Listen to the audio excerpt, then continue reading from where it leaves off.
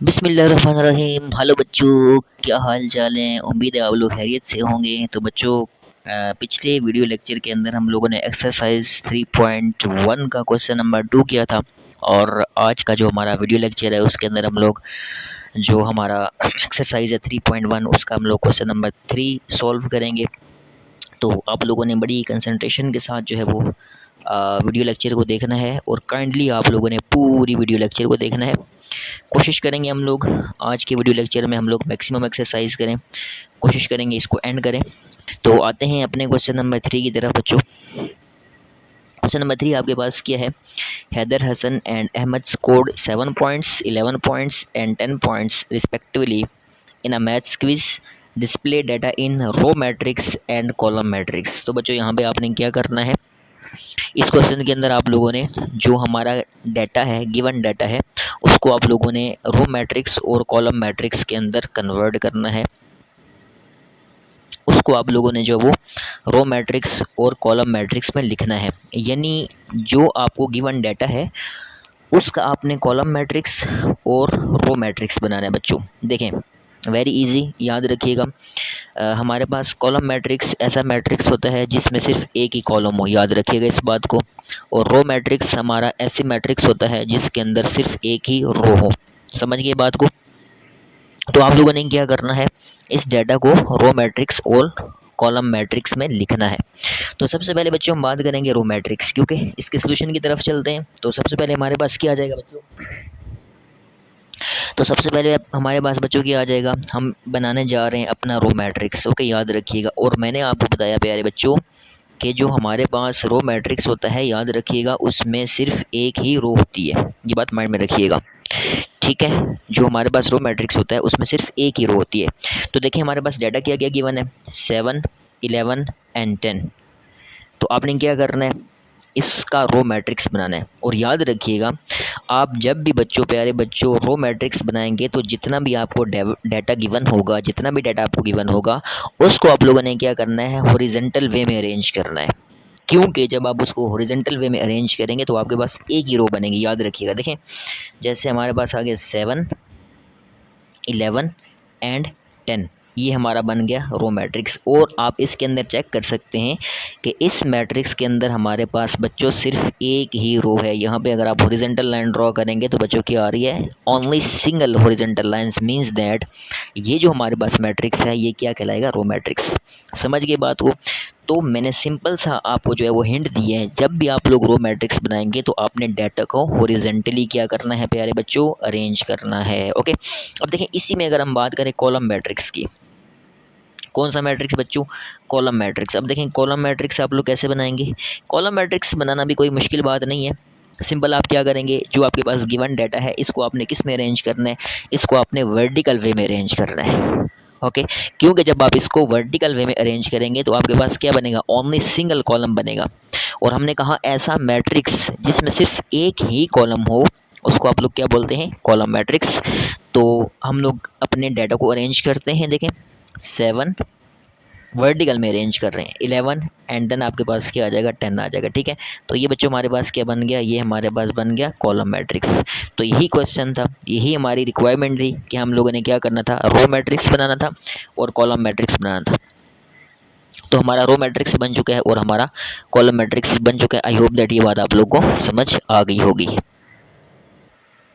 Okay प्यारे बच्चों, आते हैं अपने क्वेश्चन नंबर 4 की तरफ। I hope that question number 3 आपको जो है वो समझ आ गया होगा। ठीक है, तो देखें हमारा जो क्वेश्चन नंबर 4 है बच्चों वो क्या है, right most appropriate type of following matrices. आप लोगों ने क्या करना है, जो आपको मैट्रिसेस बच्चों गिवन है उनकी टाइप्स बतानी है। ओके, तो यहाँ जितने भी आपके पास जो मैट्रिक्स होंगे बारी बारी हम लोग उनके टाइप्स को डिस्कस करेंगे कि कौन सा मैट्रिक्स जो है वो किस टाइप का है। ओके, तो देखें सबसे पहले जो आपके पास पार्ट ए है इसमें आप लोग गौर करें। देखें इसमें एक चीज़ याद रखिएगा बच्चों, प्यारे बच्चों, देखें ये जो आपके पास हमारे पास एंट्रीज़ होती हैं इनको हम लोग बोलते हैं डायगोनल एंट्रीज। समझ गए बात को, कि हमारे पास किसी भी मैट्रिक्स के अंदर यहाँ ये जो आपके पास एंट्रीज़ होंगी इनको आप लोग क्या बोलेंगे, डायगोनल एंट्रीज़। और ये जो आपके पास एंट्रीज़ होंगी ये आपके पास क्या कहलाएंगी, नॉन डायगोनल एंट्रीज़। ठीक है, ये बात समझिएगा।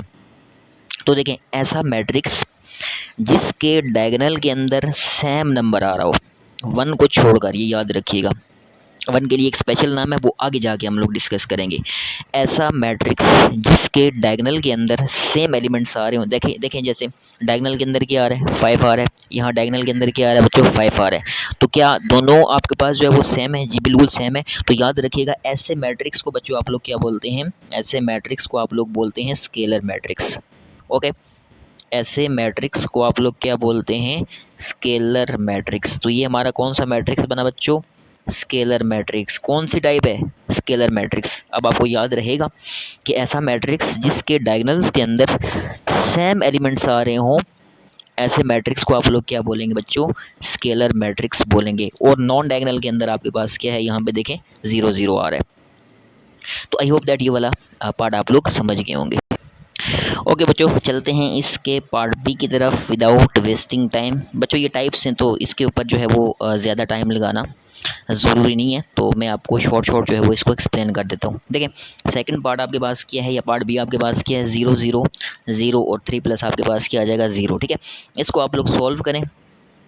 देखें, इसको सॉल्व कर लें, सॉल्व करेंगे तो क्या हो जाएगा आपके पास 0 0 एंड देन 0, और बच्चों 3 प्लस 0 कितना हो जाएगा आपके पास, यहाँ पे क्या आ जाएगा, 3 हो जाएगा। ठीक है, तो ये आ गया हमारे पास इसका सोल्यूशन।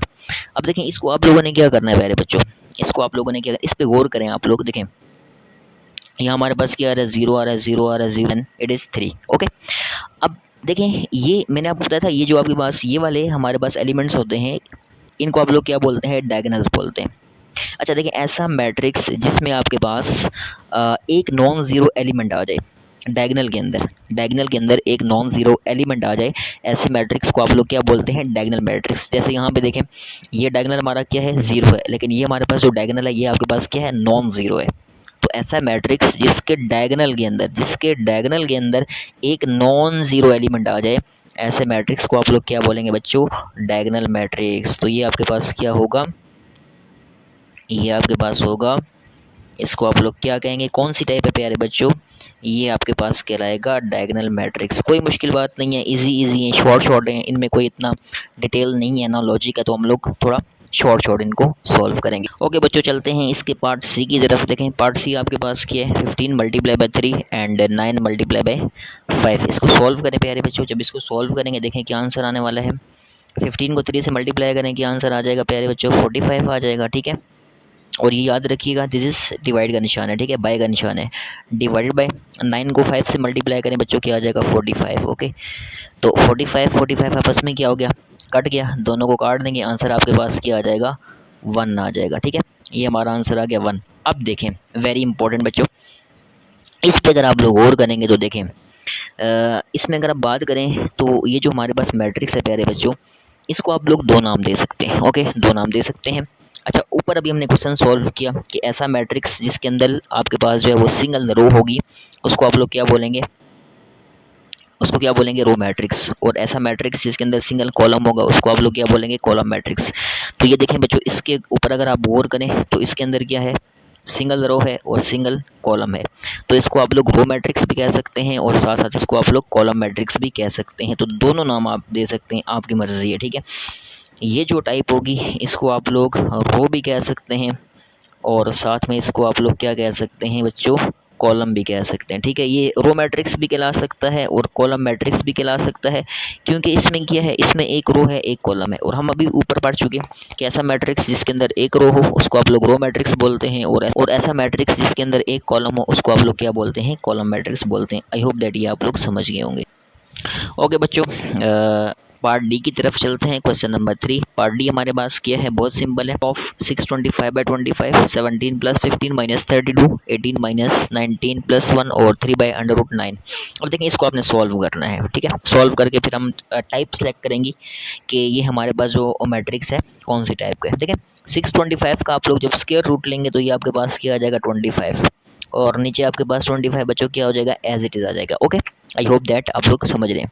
17 प्लस 15 क्या आ जाएगा आपके पास, 32 माइनस ये आपके पास क्या आ जाएगा, 32 आ जाएगा। ठीक है, 18 माइनस 19 माइनस 1 ये आपके पास आ जाएगा +1, और 3 डिवाइडेड बाय जब आप लोग √9 सोल्व करेंगे तो ये आपके पास क्या आ जाएगा 3, मतलब स्क्वायर रूट ऑफ 9 किसके बराबर होता है, 3 के बराबर होता है। ठीक है, तो ये आपने इसको सिंप्लीफाई किया। अब देखिए मज़ीद इसकी सिंप्लीफिकेशन पॉसिबल है, जी बिल्कुल पॉसिबल है।